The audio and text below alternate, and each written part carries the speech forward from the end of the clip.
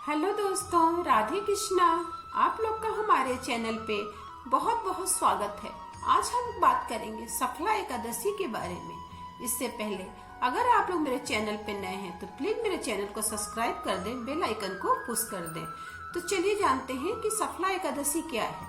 देखिए, सफला एकादशी जो है वो दिसंबर माह में कृष्ण पक्ष में 30 दिसंबर को दिन बृहस्पतिवार को पड़ रही है। और बृहस्पतिवार के दिन पड़ने के कारण इस एकादशी का महत्व दुगना है, क्योंकि बृहस्पतिवार जो होता है वो विष्णु भगवान का दिन होता है। और जो एकादशी का हम लोग व्रत करते हैं वो भी विष्णु जी के लिए ही करते हैं और अपने मोक्ष प्राप्त के लिए ये व्रत करते हैं। तो चलिए जानते हैं कि एकादशी व्रत का जो नियम होता है वो क्या है। देखिए, वैसे तो हर एकादशी व्रत का एक ही नियम होता है जो 10वीं तिथि से आपका शुरू होता है। जो भी लोग एकादशी का व्रत करते हैं उन्हें 10वीं तिथि से ही लहसुन प्याज का त्याग करना चाहिए। उनके घर में लहसुन प्याज नहीं बनना चाहिए, ठीक है। और 10वीं तिथि को ही अपने शरीर का शुद्धिकरण, सर बाल धो लेना चाहिए। एकादशी के दिन जो सुहागिन महिलाएं हैं उनको बाल धो के स्नान नहीं करना चाहिए। आप 10वीं के दिन पूरे दिन में आप खाना खा सकते हैं, लेकिन जब दिन ढल जाए, सूर्यास्त हो जाए, उसके बाद आपको अन्न का एक दाना भी नहीं खाना है। आपको फलाहार करना है। इतना आप लोग ध्यान रखिए, क्योंकि माना जाता है कि जो लोग एकादशी का व्रत करते हैं उनके शरीर में मतलब अंदर भी एक भी अन्न का दाना नहीं होना चाहिए। इसीलिए 10वीं तिथि से ही एकादशी के नियमों का पालन हम लोग करते हैं। फिर एकादशी के दिन आप लोग ब्रह्म मुहूर्त में उठकर स्नान आदि से निवृत्त होकर सबसे पहले आप सूर्य भगवान को जल अर्पित कीजिए, क्योंकि सूर्य भगवान को हम लोग सबसे पहले जल देते हैं। किसी भी पूजा पाठ में पहले जल उनको अर्पण करते हैं। फिर उसके बाद आप अपने मंदिर को साफ सुथरा करिए, विष्णु भगवान के लिए पीला आसन रखिए और सबसे पहले आप गणपति भगवान की पूजा करिए। चाहे कोई भी व्रत करिए, पहले आप गणपति भगवान के, क्योंकि वो प्रथम देव माने गए हैं। फिर उनको आसन दीजिए। आसन देने के बाद उनको कच्चे दूध से स्नान करवाइए, फिर गंगा जल से करवाइए, फिर शुद्ध जल से स्नान कराना चाहिए उनको। फिर साफ वस्त्र भगवान को अर्पण करना चाहिए। अगर मान लीजिए आपके पास वस्त्र नहीं है तो आप पीला कलावा जो है उसको तोड़ के आप भगवान विष्णु जी को आप रख सकते हैं। और विष्णु जी के साथ अगर आप माँ पार्वती, माँ लक्ष्मी जी की भी माँ लक्ष्मी जी की भी आप लोग पूजा करेंगे तो वो दुगना फल देता है। इसलिए जब भी आप एकादशी का व्रत करें तो माँ लक्ष्मी को भी उनके साथ जरूर आसन दीजिए, ठीक है। कहा जाता है कि बिना पत्नी के पति अधूरा है और बिना पति के पत्नी अधूरी है। तो इस चीज को आप लोग ध्यान, चाहे वो देवी देवता के लिए, सबके लिए इन्हें लागू होता है। उसके बाद आप क्या करिए, पूरा उनको पंचोपचार से पूजा करिए। पंचोपचार का मतलब धूप, दीप, नैवेद्य, इतना चीज आप लोग के पास होना चाहिए। देखिए, इस दिन आपको जो सफला एकादशी के व्रत है वो बृहस्पतिवार का पड़ रहा है, इसलिए जितना हो सके आप पीली चीजों का ही भगवान को अर्पण कीजिए। पीला पुष्प चढ़ाइए, पीला उनको मिठाई चढ़ाइए, पीला हर चीज उनको पीला दीजिए। पीले चंदन का अभिषेक करिए भगवान जी को। और जब भी उनको भोग लगाइए तो तुलसी दल अवश्य डालिए, क्योंकि विष्णु जी को जब भी भोग लगता है, शालिग्राम को जब भी भोग लगता है तो तुलसी दल अवश्य डालना चाहिए। इस बात का आपको ध्यान रखना चाहिए। और इस दिन तुलसी दल आप लोग को बिल्कुल नहीं तोड़ना चाहिए, क्योंकि माँ जो तुलसी होती हैं वो भी ये एकादशी का व्रत करती हैं। इसलिए न तो तुलसी दल तोड़ना चाहिए और न ही तुलसी के पौधे में आप लोग को जल अर्पित करना चाहिए। इसका आप लोग को ध्यान रखना चाहिए।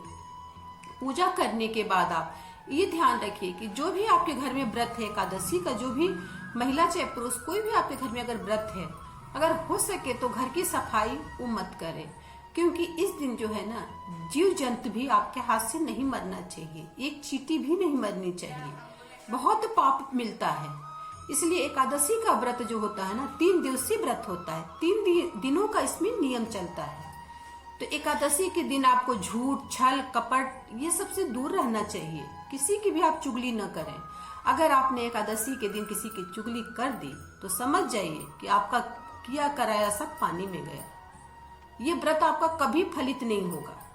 इसीलिए एकादशी का व्रत आप लोग रखने के पहले सोच समझ लीजिए कि हमको एकादशी का व्रत करना है।